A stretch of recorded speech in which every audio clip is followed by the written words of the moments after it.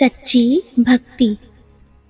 धर्मशास्त्रों के प्रकांड विद्वान संत अनमीश को शास्त्रीय ज्ञान के कारण अक्षर महर्षि कहा जाता था।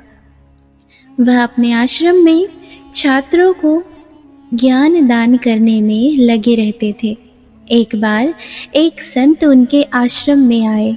उन्होंने महर्षि से कहा, आप शास्त्रों के ज्ञाता हैं, शास्त्रानुसार क्या दान देते हैं? संत अनिमीश बोले, मैं छात्रों को निशुल्क पढ़ाता हूँ, यह भी तो ज्ञान दान ही है। संत ने शास्त्र का प्रमाण देकर कहा, सतगृहस्थ संत को अन्नदान भी जरूर करना चाहिए।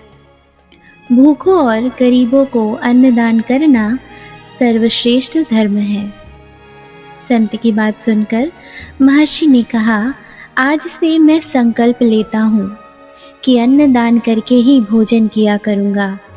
तब से उन्होंने प्रतिदिन एक दरिद्र को भोजन कराना आरंभ कर दिया।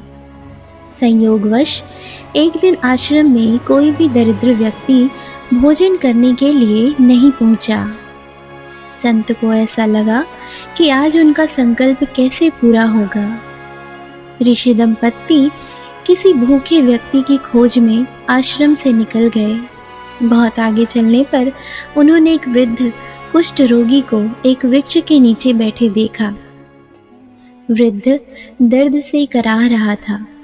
उन्होंने उस वृद्ध कुष्ठ रोगी से विनयपूर्वक कहा, तुम भूखे हो, आश्रम में चलकर भोजन करो। इस पर वृद्ध ने कहा, मैं चांडाल हूँ, मैं आश्रम में कैसे जाऊंगा? ऋषि का हृदय उसके शब्द सुनकर करुणा से भर आया।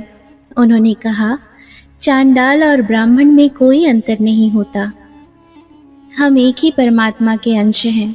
संत की सहानुभूतिपूर्ण शब्द सुनकर चांडाल आश्रम में चला आया। ऋषि दंपत्ति ने उसे भोजन कराया और उसके जख्मों का उपचार किया। ऋषि को सोते समय अनुभूति हुई कि भगवान कह रहे हैं, यही सेवा मेरी सच्ची भक्ति है। बोलिए भक्त और भगवान की जय।